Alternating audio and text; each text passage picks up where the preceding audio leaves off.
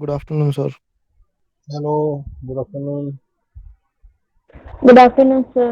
Good afternoon.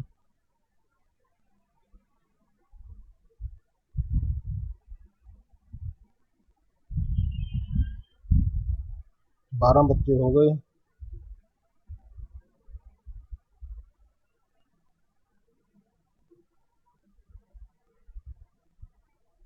Sir आज news में आया है कि फाइनल ईयर के एग्जाम होंगे और बाकी नहीं होंगे, सही है क्या?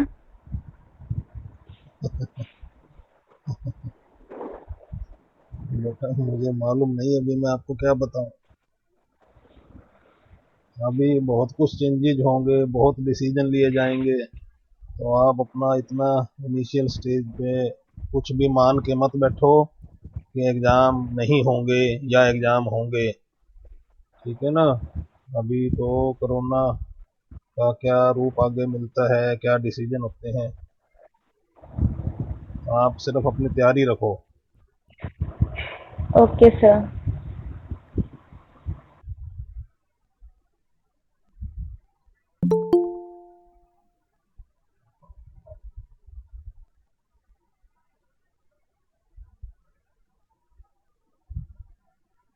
कल वाला कराया था वो समझ में आया आपको?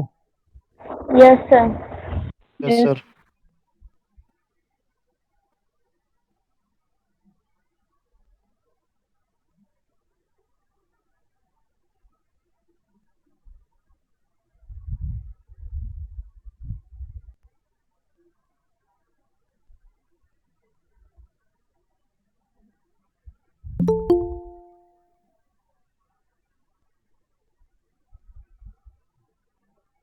आज क्या करेंगे?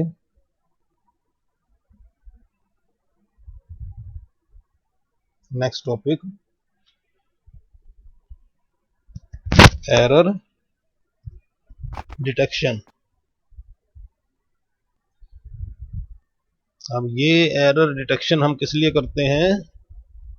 ताकि जो हमारी ट्रांसमिशन हम कर रहे हैं डाटा की, वो डाटा अगर उसमें कोई गलती हो गई तो उस गलती का सुधार कर सकें। गलती क्या होगी भाई? गलती सिर्फ यही होगी कि जो डाटा आपने भेजा है 0101 के फॉर्म में, तो उसमें ट्रांसमिशन के दौरान कोई जीरो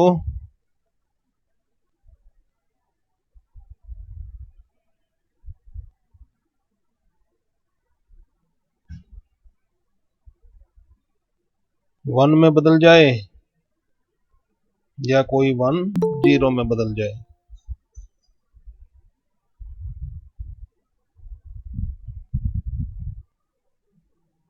तो फिर उसका सुधार किया जा सके। सुधार कब हो पाएगा? जब हमें पता लगेगा कि भाई कोई गलती हो गई है। तो गलती का पता लगाने के लिए एरर डिटेक्शन की कुछ टेक्निक्स हैं, उनकी मदद ली जाती है, जिससे कि हमें पता लग जाता है कि भाई हमारे ट्रांसमिशन में कोई गलती हुई है या नहीं हुई। देखो,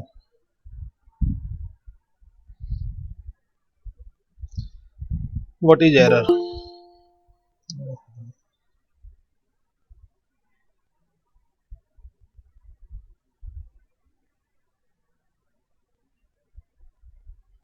चलो ऐसे ही करा देते हैं। In computer networking, the error means that the data received by the receiver is different from that was sent by the sender. तो जो रिसीवर ने डाटा को रिसीव किया है, वो डाटा डिफरेंट है, अलग है, जो कि सेंडर ने भेजा था। दिस डिफरेंस और एरर इन द डाटा में occur during propagation of the data on the communication medium. ये जो डिफरेंस है, ये कैसे होगा?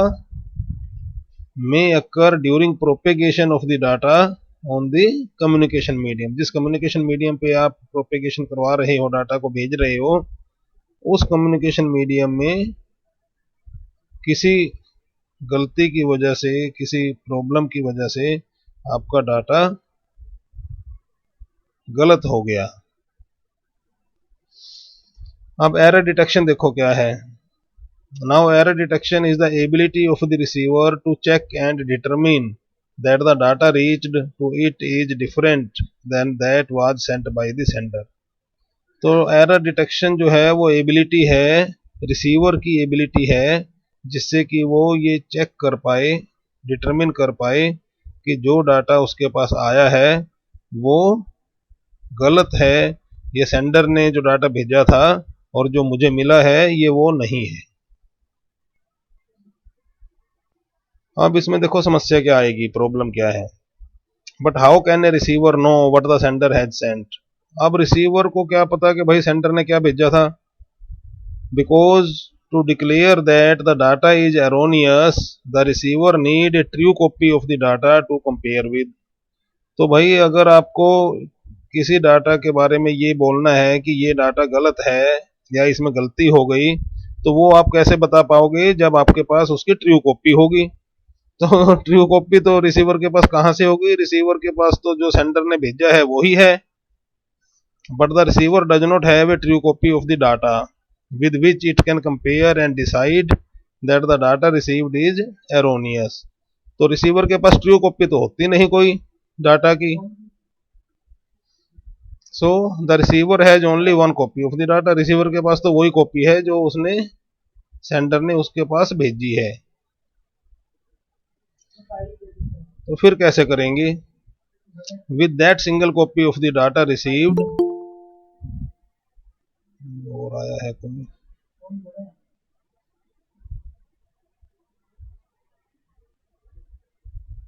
देखो, with that single copy of the data received, the receiver need to be able to determine the presence of error in the data।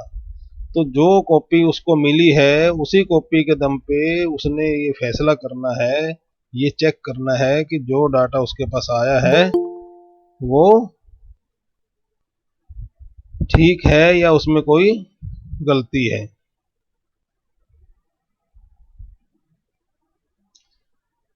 But that is simply impossible to declare without any supplementary information. लेकिन ये तो impossible है भाई, अगर आपके पास कोई भी उसकी इंफॉर्मेशन नहीं है कि सेंडर ने क्या भेजा, तो बिना उसकी जानकारी के आप कैसे कहोगे कि ये जो इंफॉर्मेशन आई है, सेंडर ने जो डाटा भेजा है वो ठीक है या गलत है। So a trick is used by the receiver. अब रिसीवर जो है एक ट्रिक यूज करेगा। Instead of sending a complete second copy of the whole data again, the sender sends some additional bits in the frame. तो अब करेगा क्या कि जो सेंडर है वो सेंडर एक कंप्लीट सेकंड कॉपी भेजने की बजाय कुछ थोड़ी इंफॉर्मेशन, एडिशनल इंफॉर्मेशन भेजेगा। उनको एडिशनल बिट बोलेंगे, वो फ्रेम में एडिशनल बिट्स भेज देगा। आगे देखो, these additional bits are chosen very intelligently by following some rule। तो ये जो एडिशनल बिट्स भेजेगा ये वो कैलकुलेट करवाएगा या कैलकुलेट करेगा intelligently by following sum rule. कुछ रूल्स को फॉलो करके वो ये एडिशनल बिट्स की कैलकुलेशन करेगा और इन एडिशनल बिट्स को भेज देगा। The bits are chosen in such a way that the value of these bits depend upon the data being sent। अब ये बिट्स कैसे होंगे, इन बिट्स की कैलकुलेशन उस डाटा पर बेस्ड होगी, इन बिट्स की वैल्यू उस डाटा पर बेस्ड होगी जिस डाटा को उसने भेजना है। Now that the length of the additional bits, note that the length of the additional bits may vary depending upon different protocols being used at different layers of the protocol। so तो अभी देखो ये क्या कह रहा है, that the length of the additional bits may vary। अब वो जो बिट्स हैं अभी उसने कितने बिट भेजने हैं, तो उस बिट्स का जो लेंथ है, जो साइज है, नंबर ऑफ बिट्स हैं, वो वेरी कर सकते हैं, मतलब वो कम ज्यादा हो सकते हैं डिपेंडिंग अपॉन कि भाई आप कौन सी प्रोटोकॉल यूज कर रहे हो और कौन से लेयर पे वो प्रोटोकॉल काम कर रही है। तो उसके कारण से जितने बिट्स भेजने हैं उन बिट्स की संख्या कम ज्यादा हो सकती है।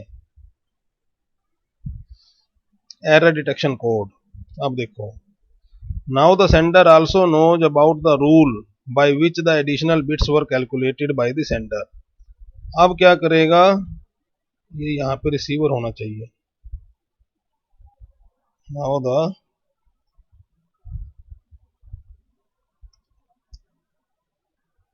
द रिसीवर आल्सो नोज, अब रिसीवर को भी ये मालूम होगा कि भाई ये जो बिट्स भेजे हैं ये किस हिसाब से कैलकुलेट किए हैं, मतलब इनकी कैलकुलेशन का तरीका क्या था।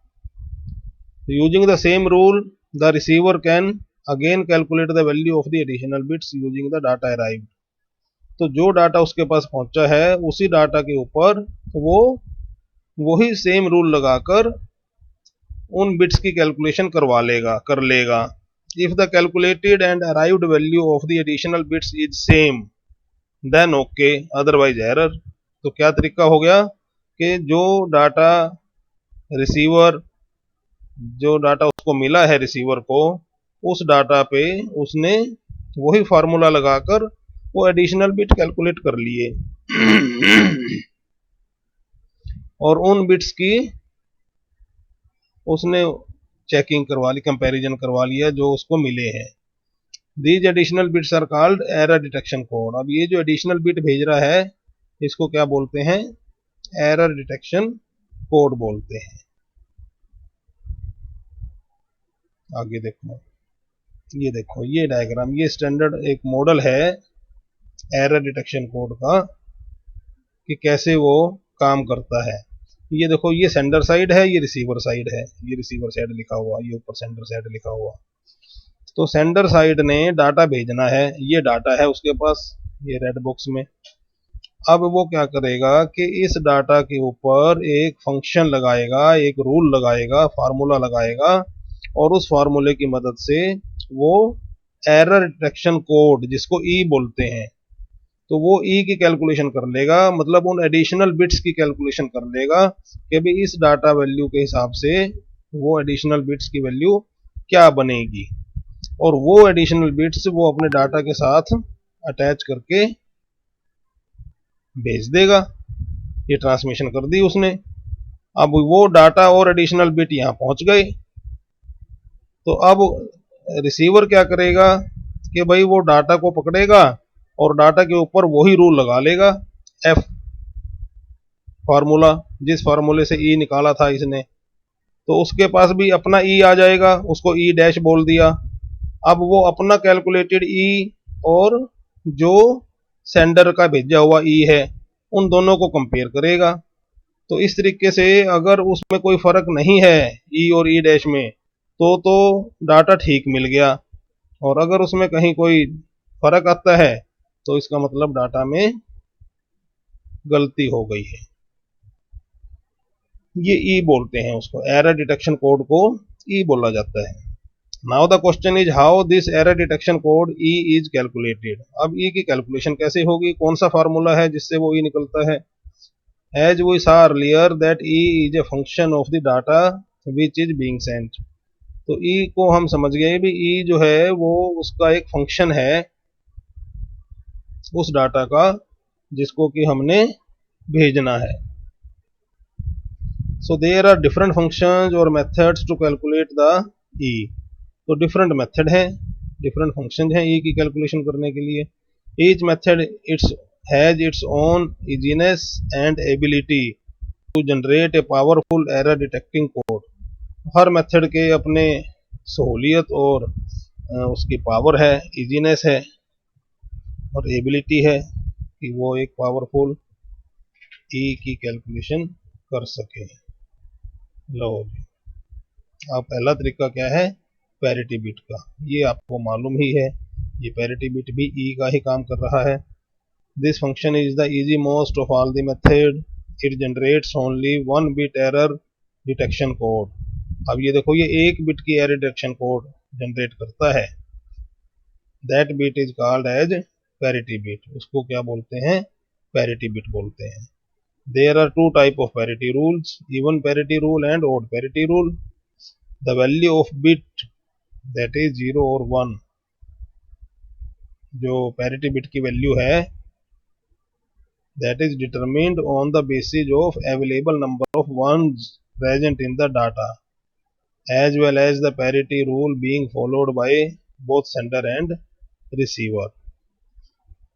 तो जो उसकी पैरिटी की जो वैल्यू होगी, जीरो लिखना है, पैरिटी की वैल्यू जीरो होगी या वन होगी, वो किस पर डिपेंड करता है कि भाई उसमें ऑलरेडी डाटा के अंदर ऑलरेडी कितने वन मौजूद हैं। तो वो इवन या ओड के हिसाब से हम उसकी बिट वैल्यू डिसाइड कर लेते हैं।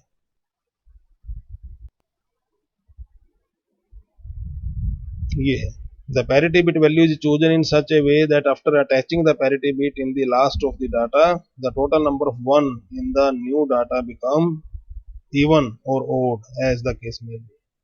For example, if we are following the even parity rule and we want to send a 7-bit code, say 10111010, then the parity bit becomes 0, so that after appending the parity bit in the last of the code, that is 10111010, इस code में, इस data में हमने last में parity bit 0 add कर दी, append कर दी। So we count the total number of ones as even. तो हमारे टोटल नंबर ऑफ वन कितने हो गए? इवन हो गए। तो इवन का ही हमारा रूल था, हमने इवन ही बनाने हैं टोटल वन। अगर यहाँ पर हमारा रूल ओड का होता, for odd parity rule it becomes one. तो अगर हमने ओड पैरिटी का रूल अप्लाई करना था तो यहाँ पर हम 0 की बजाय 1 ऐड करते ताकि टोटल वन ओड हो जाए। अभी तो 1 2 3 4 वन है, तो अगर हम यहाँ 1 कर देंगे तो 5 हो जाएंगे, ओड हो जाएंगे। तो ये आपका तरीका पैरिटी बिट वाला है।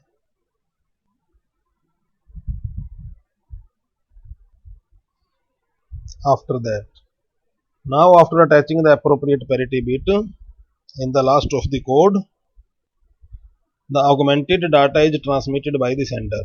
अब वो जो है पैरिटी बिट ऐड करके और डाटा को सेंड कर देगा।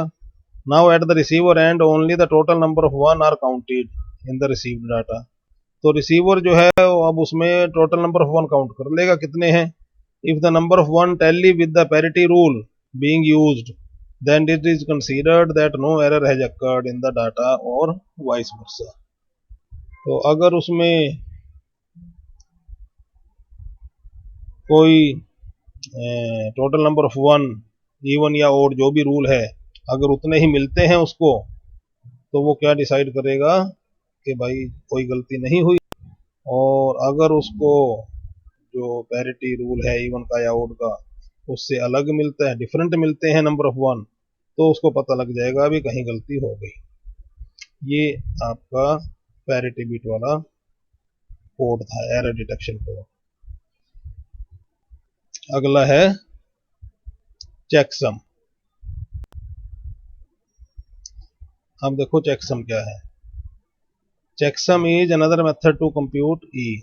चेकसम से भी हम ई की कैलकुलेशन करते हैं। ई ध्यान है ना, ई क्या था? एरर डिटेक्शन कोड, मतलब वो बिट सीक्वेंस जो हम उसके साथ एडिशनली भेजते हैं उसकी कैलकुलेशन करवा रहा है ये। In this method the sender treat all the data as a sequence of binary integers and computes their sum. क्या बोला? In this method the sender treats all the data as a sequence of binary integers, के जो data भेजना है उसने वो सारा data integers मानकर और उनको जोड़ देता है।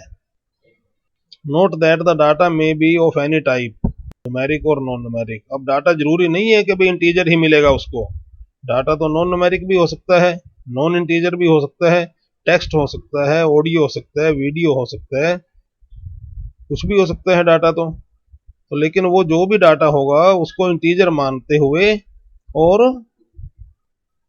उनको ऐड कर देगा। But it is viewed as integer number of length 8 16 32 bit. तो वो जो है उनको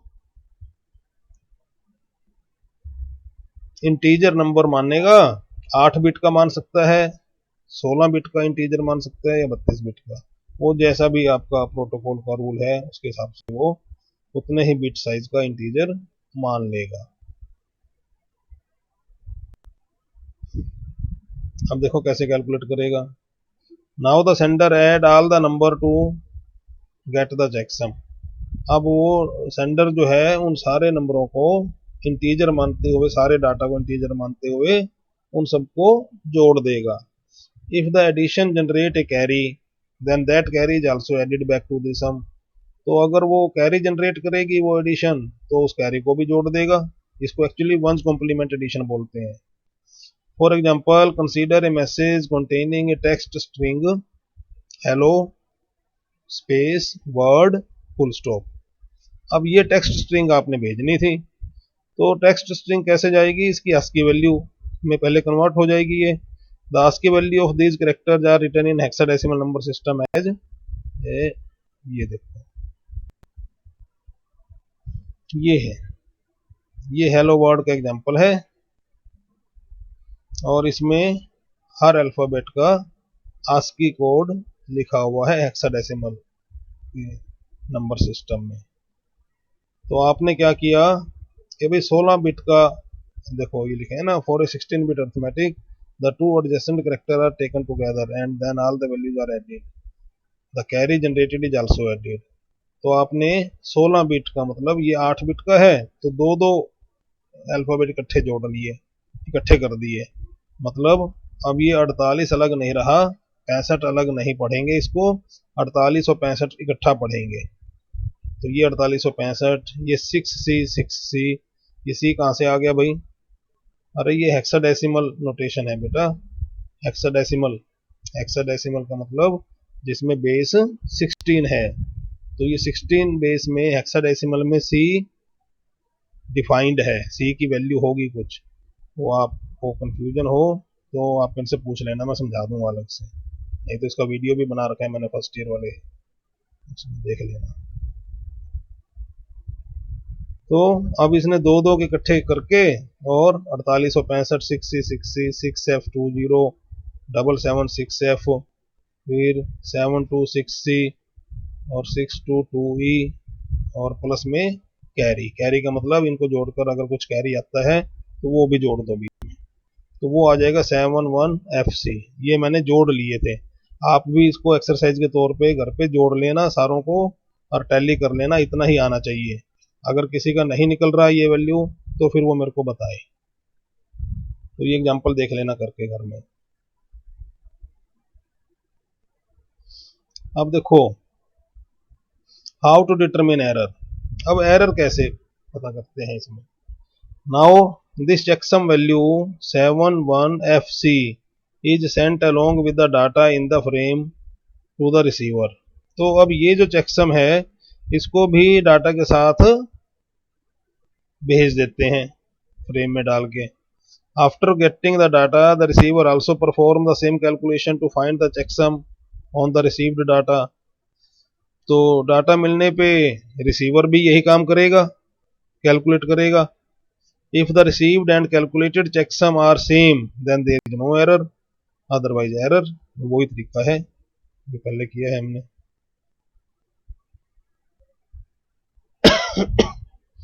एडवांटेज देखो, ये single value small size, single value की कैलकुलेशन होती है, उसका साइज स्मॉल है, 16 बिट का ही है, हो सकता है अगर 32 बिट का होगा तो 32 बिट का हो जाएगा। इजी टू कंप्यूट है, जोड़ने ही है सिर्फ। इजी टू ट्रांसमिट है, छोटा साइज है तो ट्रांसमिट करने में आसानी होगी। लो ट्रांसमिशन कॉस्ट होगी उसकी, ट्रांसमिशन कॉस्ट क्योंकि साइज छोटा है तो ट्रांसमिशन कॉस्ट लो होगी।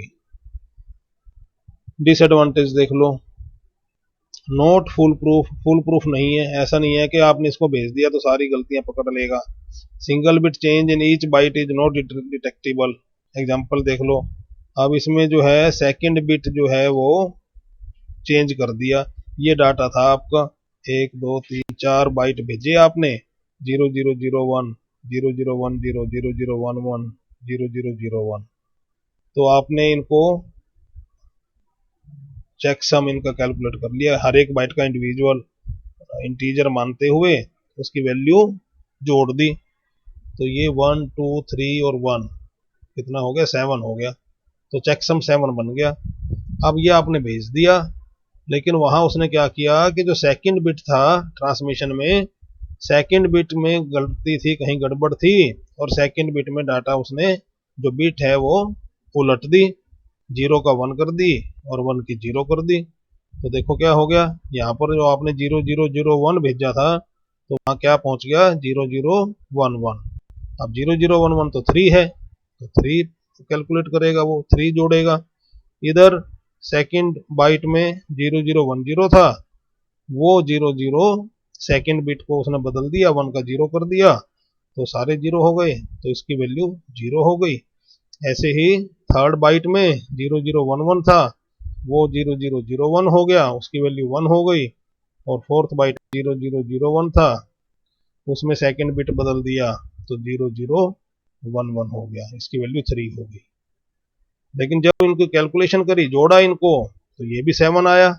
अब भेजने वाला ने जो है ना वही 7 भेजा था टोटल चेक करवाने के लिए, और उसने कैलकुलेट कर लिया 7 ही है, तो